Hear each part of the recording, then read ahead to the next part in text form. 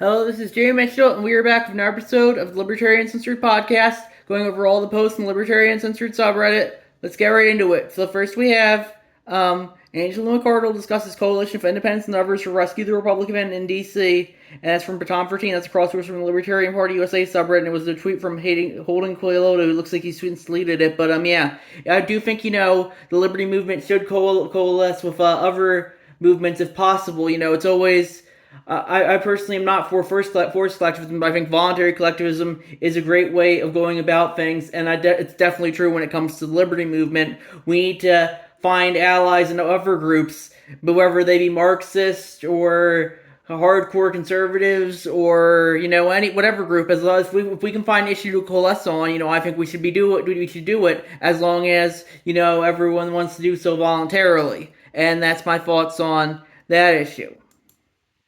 And we have J.D. Vance confronted on putting constituents at risk with Haitian claims from Newsweek.com by Donald Key. And yeah, I don't really know how legit the claims are. I did see a video on Twitter where that they might have been grilling a cat, but regardless, if he wants to say what he wants to say, I think he should be able to say it. But with that being said, a lot of things these days, they might not be true and you have to hold him accountable if it isn't true. It could be true, yeah, I personally think, if you want to believe there are people eating cats and dogs in Springfield, Ohio, I think you should be able to believe it. I personally believe that, if it was happening, the media wouldn't tell us about it, kind of like, litter boxes in the schools, if that was happening, the media wouldn't tell us about it. So, yeah, believe whatever you want to believe, but, not everyone might agree with it. And that's my thoughts on that issue. Then we have LPNH tweets and deletes support for assassination of VP Harris from LegioX, and that's a tweet from Colin Booth, the tweet in question, #NHPolitics, and it was their tweet, anyone who murders Kamala Harris would be an American hero. And yeah, I personally don't really care for threats. I think they're cheap talk, especially in an age where they're a dime a dozen thanks to social media. But regardless, I do think you should have the free speech to say them if you want to, as long as, there's not an imminent threat of violence that people might want to, defend themselves with. So, if you say you want to yell, "I have a bomb" on an airplane, I think you should be able to do that. But, some people might feel threatened by that and act accordingly. So, just by saying whatever you want. But I do think all speech is inherently free speech, even if it is threatening. And if people do want to try and go after you for it, they should be able to do so. But I do think, you still should have the right to free speech, even if it is a threat. Then we have part of why it's just easier to say that I'm independent than try to explain my way up underneath shameful like this from FumsyL5063. And that's a crossroads and white people Twitter subreddit. The NH Libertarian was on one this morning, and it's the Libertarian Party NH tweeted, encouraging politicians to be shot is legal under the First Amendment. It's part of what makes this country great. Free American flag emojis. And that was them replying to Joji, who quote tweeted their anyone who murders Kamala Harris being American hero tweet from earlier. LAPNH, you'll hear him from the conservative and the internet is forever. And I said, as I said, ultimately all speech is free speech. And if you want to threaten politicians, I think you should be able to do so. But some people might not like that. But I don't think that's an excuse for the government to go after you. And that's my thoughts on that issue. Then we have suspected Trump gunman was once charged with possession of weapon of mass destruction machine gun from Wired.com by CH4Lux. And yeah, I personally think, even if he should be able to own whatever weapon he wants, he did try and to assassinate a politician, but ultimately, just because you try and assassinate someone doesn't mean you don't still have a Second Amendment right. You have your Second Amendment rights are rights because they can't be taken away. Not that otherwise they just be privileges. And that's my thoughts on that issue. I personally think if he might have been dangerous, but just because freedom and liberty are inherently dangerous things, and that's something important to remember. Then we have, are there any alternatives to the Libertarian Party from Spiritual Theme 3455? And they said, I've recently gone back into libertarianism, though I still believe in having at least some kind of social safety net, but I don't think I can get behind the main party after the Mises Caucus took over. To me, they're basically just Republicans. Anyway, got any suggestions? And yeah, ultimately, I think, if you want to have an alternative like the Liberal Party, I think you should be able to do so. But that being said, make whatever alternative you want. Some people might not be happy with it, but ultimately, all collectivism should be voluntary. And I think that's very much my logic when it comes to political parties. If you don't like the party as it is now, you're free to leave. And that's my thoughts on that issue. And then we have yet another Christian nationalist organization posing as a 501c from ProPublica.org by Tom 13, and that's a story on how apparently let's see inside Ziklag, the secret organization of wealthy Christians trying to sway the election and trade the country, change the country, and ultimately I'm not for any of these legal codes at all. So, ultimately, I think if people do want to justify having their organization posed as a 501c, I think they should be able to do so. But with that being said, some people might criticize you for it. But yeah, ultimately, that's why I personally think we should get rid of all these business registries and all that, because ultimately, having registered businesses that are like tax exempt and or have special privileges, I don't think that's very libertarian. I don't think there should be any registries or special privileges in regards to business, and that's my thoughts on that issue. Then we have Trump should be charged with falsification of business records, include issuing false financial statements, insurance fraud, and conspiracy, because everything that you just listed off is done by every real estate developer everywhere on earth in every city. Accountability is only for the poor, from C.H. Warlocks, and that's crossbows from the March Against Nazi subreddit. Kevin O'Leary says Trump shouldn't be charged with having charged falsification of business records because everyone pretty much does it. And yeah, I would agree with that. I think if everyone does it, I think people, if they want to lie, I think they should be able to do so. And if they want to falsify business records, they should be able to do so. No one should be forced to tell the truth if they don't want to, and that's my thoughts on that issue. I think it was a victimless crime, and I don't think Trump should have been charged. And that's my thoughts there. Then we have 2 elementary schools evacuated due to threats in Springfield from WOhio.com by C.H. Warlocks. And yeah, I personally think that might have been a false flag by the left who want to make the Springfield thing the main talking point of this election. But, ultimately, I personally think, everyone can. I think threats are so dime a dozen at these points. I don't think they should take them seriously at all anymore. If someone's just going to do something, I think they'll probably just end up doing it rather than call in or post a fraud on social media. And that's my thoughts on that issue. Then we have billionaire Larry Ellison says a vast AI-fueled surveillance system can ensure citizens will be on their best behavior, from BusinessInsider.com by Galdwell Curmudgeon. That's a crosspost from the economy subreddit. And I definitely would disagree with that. I don't think there should be a surveillance system, whether it be government run or privately run, because I think that's inherently authoritarian, and that's my thoughts on that issue. If people want to create a surveillance system and use it for among consenting parties, I think they should be able to do so. But I think if someone doesn't consent to it, then they shouldn't be forced to be under it. Then we have Ohio sheriff asks residents to write down Harris supporter addresses for migrant housing, from USAtoday.com by Humanitas Anti-Odium. And yeah, I think if people do want to make lists of people, I think they should be able to do so. But with that being said, people might not be happy if they were put on a list that they didn't consent to being on. I think that's important to remember as well. Then we have abortion. We have in New Hampshire, Libertarians, budget cuts, and small town ballots save public education from knee concussions. That's from Forbes.com. They said this is an old story from 2022, but its themes are playing out today across the country with the federal election. This article outlines how small town New Hampshire has the school budget slashed from $1.6 million to $800,000 by a vote of 20 to 14, and that was restored by a revote of 377 to 52. I'm less focused on the unpopularity of micro schools than I am on the reaction of the community to the second budget vote, although interestingly that the parents rejected the market solution presented to them because it was not trustworthy.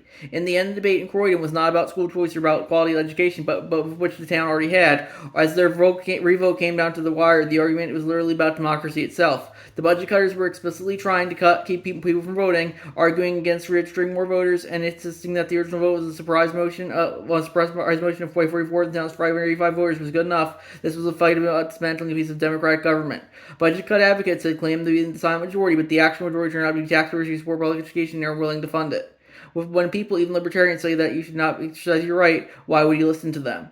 And I think that's all the problem with democracy. Ultimately, any election could be considered legitimate. The first election, they tried to say, oh, it wasn't legitimate due to its low turnout, and then the second election, that was okay because it had a high turnout, and they made the decision that the progressives would agree with. And I think that the lesson there is, it doesn't matter what the turnout is, or uh, what the issue is. I would say that democracy is inherently unlibertarian because it's forcing people to abide by the rule of the majority, and libertarians support minority rights because the individual is the smallest minority of all. So that's my thoughts there. Ultimately, I think if people do want to vote on something, they should be able to do so. But just because something of a vote passes doesn't mean you have to obey by it. And I think that's the libertarian position.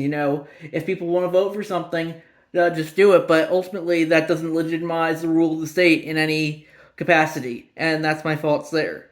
Then we have abortion bans have delayed emergency medical care. In Georgia, experts say this mother's death was preventable from ProPublica.org by Patam Furchan.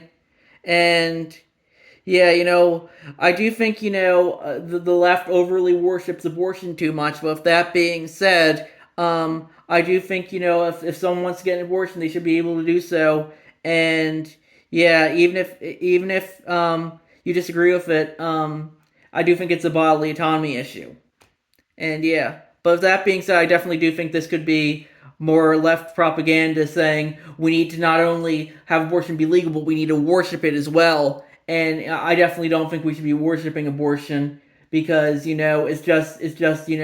left will say will worship. The left has essentially said if we don't want these things to be legal, we need them to be worshipped. And that's very much what we see these days in regards to stuff like abortion or LGBTQ or BLM or any of that. People these days increasingly can't separate legality from morality, and I think that's a very important issue to remember. Then we have Palestinian activists ostensibly arrested for wearing a keffiyeh under a Long Island NY's mask ban from YouTube.com from the Breakthrough News channel. And yeah, I definitely don't think people should be able to wear whatever clothes they want. I think that's libertarian position. If people want to wear no clothes, I think they should be able to do so. But with that being said, if people want to have a negative reaction to what you're wearing, I think they should be able to do so. Just because libertarians support freedom of expression doesn't mean we have to support the expression being used.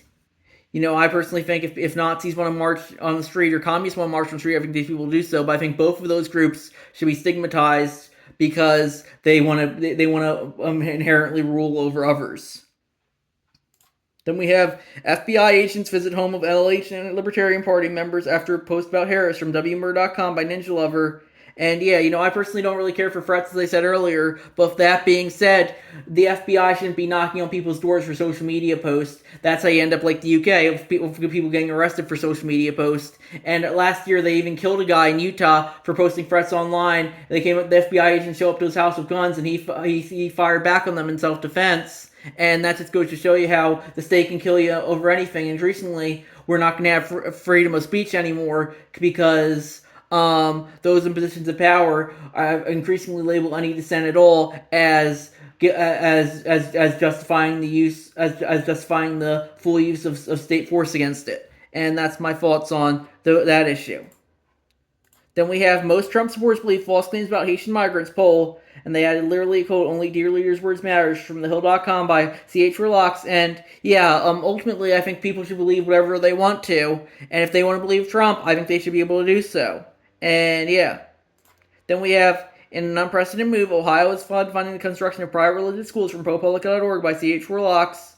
And yeah, ultimately I don't think state government should fund private anything. But with that being said, if the taxpayers want to pay for it, I think they should be able to do so. It's all about consent.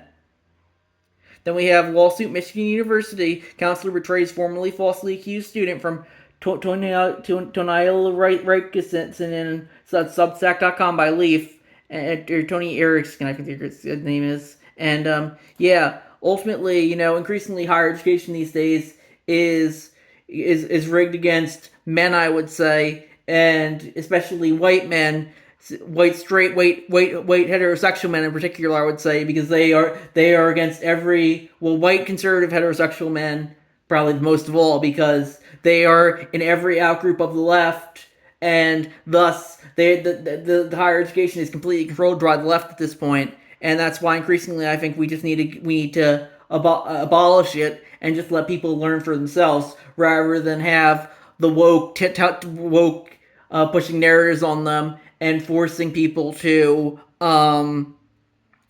be progressive, pretty much. Then we have What If Ron Paul Became President from Monsieur Z on YouTube, that from FunCal321. And yeah, ultimately Ron Paul and I wouldn't agree on everything. I'm more pro-choice and abortion. He's more pro-life, but I definitely do think the political system in the U.S. would be more libertarian if he was if he ever won the presidential election. But yeah, ultimately it might just be for the best because the president, when you get that, you always find you always see people turn against the president after they win the presidency. And yeah, I do like Ron Paul, but even someone like him might still get corrupted by power, and I think that's important to remember when it comes to government. Then we have shutting down the Department of Education. Is that possible? From Lemon Limelight. And they said, for context, here's a platform Libertarian presidential candidate Chase Oliver on education. Emphasis added, to fix education, we need to cut federal involvement, abolish the Department of Education, return funds to states and taxpayers, and get the government out of student loans to drive down costs. And they had the New York Times covered the idea Trump wants to shut down the Department of Education. Is that possible? Although it's from a Trump angle because he floated the idea as well. Some of the article is generally applicable.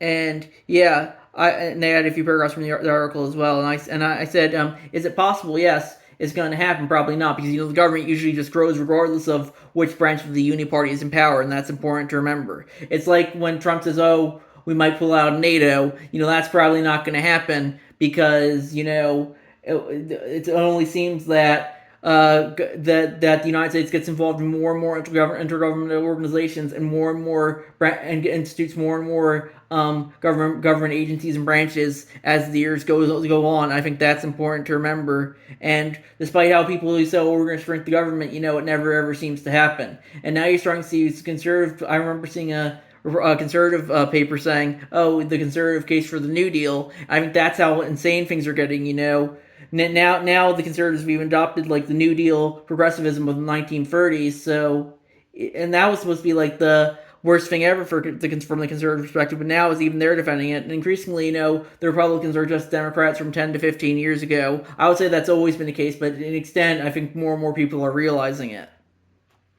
Then we have J.D. Vance's U.S. support for NATO should be linked to EU not regulating Elon Musk's social media platform from Mediaite.com by Swamp Yankee Dan.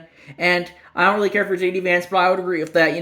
You can't say we're in an alliance to uphold defending freedom of speech and democracy when the EU is increasingly threatened to censor any dissent at all, including the censorship of Twitter or X as a whole. And I think that's not very libertarian. I think it's only going to lead to the Western internet becoming more and more like the Chinese internet with great firewalls over forbidden websites that you shouldn't be able to access since they have wrongthink, that the government says, "Oh, you shouldn't be able to access since they have wrongthink on them." And that's my thoughts there.